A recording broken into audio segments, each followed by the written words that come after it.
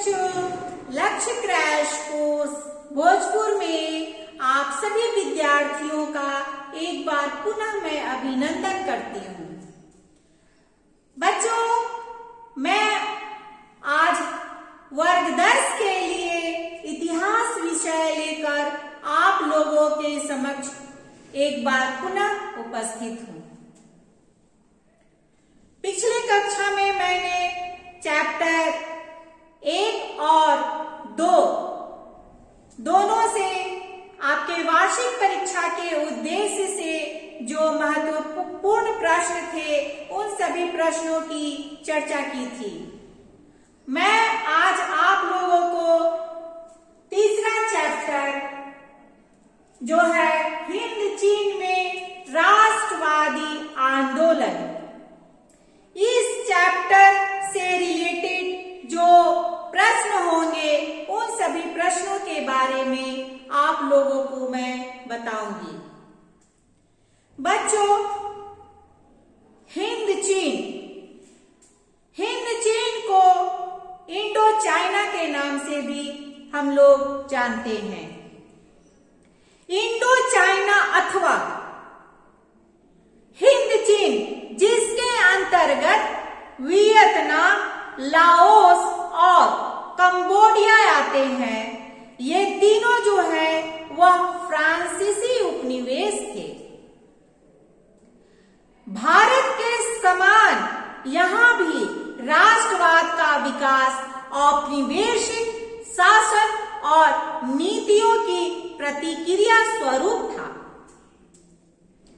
यह स्थिति यूरोप में राष्ट्रवाद जो हुआ था उसके राष्ट्रवाद से भिन्न थी। बच्चों, इसके अंतर्गत जो प्रश्न होंगे वह लघु और दीर्घ उत्तरीय प्रश्न दोनों तरह के होंगे। सबसे पहला जो प्रश्न हम लोग देखेंगे वह है हो ची मिन्ह के संबंध में लिखे।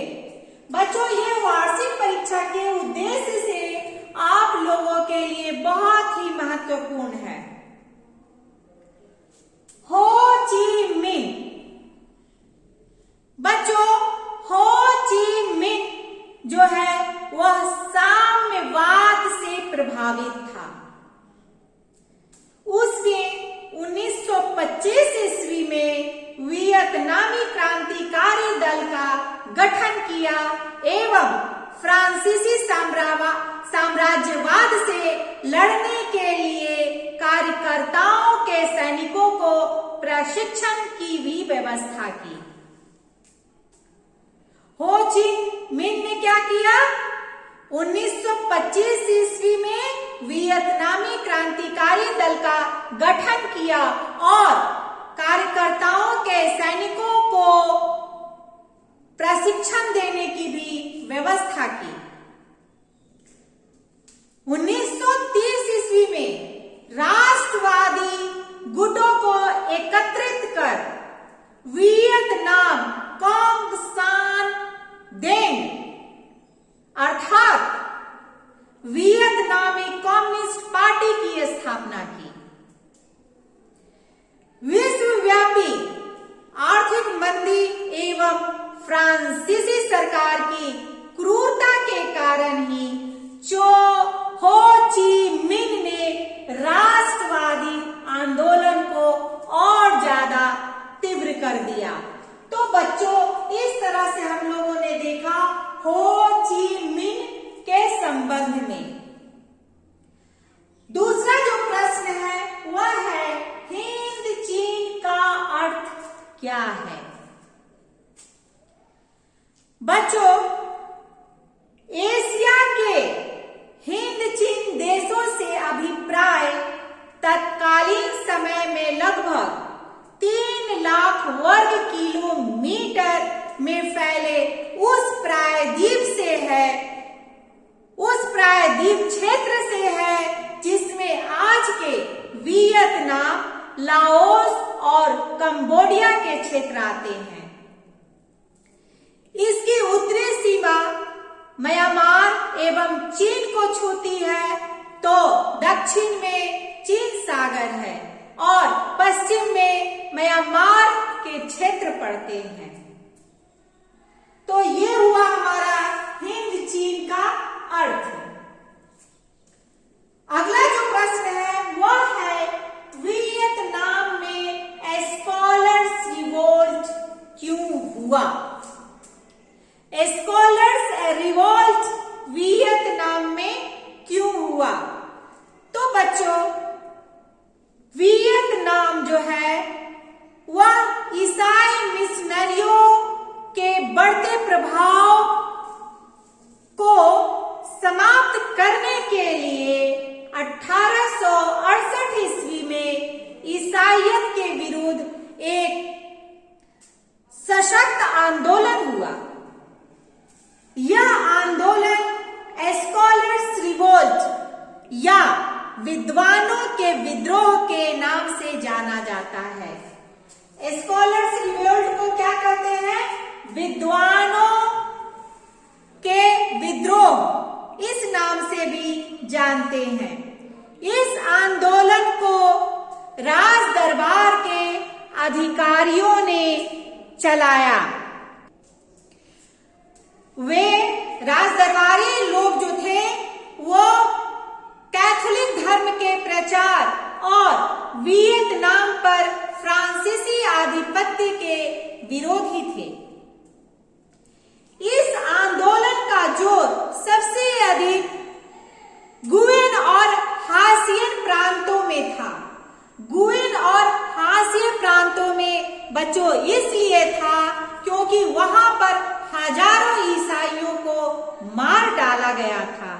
तो इस तरह से हम लोगों ने देखा वियतनाम में स्कॉलर्स रिवोल्ट क्यों हुआ। अगला जो प्रश्न है वह है पाथेट लॉ की स्थापना क्यों की गई? पाथेट लॉ बच्चों, पाथेट लॉ जो है वह एक सैन्य संगठन था। इसकी स्थापना का कारण यह था कि वह इसकी सहायता से लाओस में साम्यवादी व्यवस्था करना चाहता था, जिसकी स्थापना सुफनबोंग ने की थी। तो पाथेट लॉ क्या है? पाथेट लॉ के अंतर्गत लाओस में साम्यवादी व्यवस्था की स्थापना करना चाहता था। तो बच्चों हमने देखा पाथेट लॉ। दूसरा जो प्रश्न है वह है एक तरफा अनुबंध व्यवस्था क्या थी? एक तरफा अनुबंध व्यवस्था क्या थी? बच्चों, वियतनामी मजदूरों से बागानों में एक तरफा अनुबंध व्यवस्था के अंतर्गत काम करवाया जाता था। क्या करवाया जाता था? एक तरफा अनुबंध व्यवस्था के अंतर्गत काम करवाया जाता था। इस व्यवस्था में मजदूरों को इकरारनामा के अंतर्गत जो बागान मालिकों और मजदूरों के बीच होता था, उस एक डील के अनुसार काम करना पड़ता था। इस व्यवस्था में मजदूरों को कोई अधिकार प्राप्त नहीं था, जबकि मालिक को असीमित अधिकार प्राप्त होते थे। वह मजदूरों के साथ किसी भी तरह का कार्य करवा सकते थे, उनकी कोई भी सीमा नहीं थी। तो इस तरह से हमने देखा एक तरफा अनुबंध व्यवस्था क्या थी। अगला जो प्रश्न है वह है माई ली गांव हत्याकांड का परिचय दे। बच्चों, ये सारे प्रश्न जो मैं आप लोगों को बता रही हूँ, वे सारे प्रश्न आपके परीक्षा के उद्देश्य से बहुत ही महत्वपूर्ण हैं। इसलिए आप लोग इसको ध्यान से सुनिएगा और पढ़िएगा।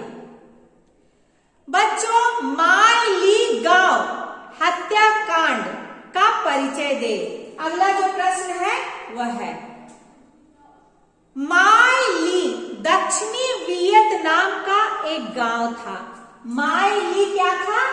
दक्षिणी वियतनाम का एक गांव था जहां के लोगों का वियतकांग समर्थक मानकर अमेरिकी सेना ने पूरे गांव को घेरकर पुरुषों को मार डाला। क्या किया? वहां के जितने भी पुरुष थे उन सारे पुरुष को मार डाला और वहां की औरतें और उनकी बच्चियों को उसने क्या किया? उनकी औरतें और बच्चियों को बंधक बनाकर कई दिनों तक उनके साथ सामूहिक बलात्कार किया और इतना ही नहीं, उसके पश्चात उन्हें मारकर पूरे गांव में आग लगा दिया गया। अमेरिकी सेना की इस बर्बरतापूर्वक कार्रवाई की संपूर्ण विश्व में आलोचना हुई थी। तो इस तरह से हमने देखा माय ली गांव हत्याकांड के बारे में। बच्चों, आज के वीडियो में मैं आप लोगों को इतना ही बताऊंगी।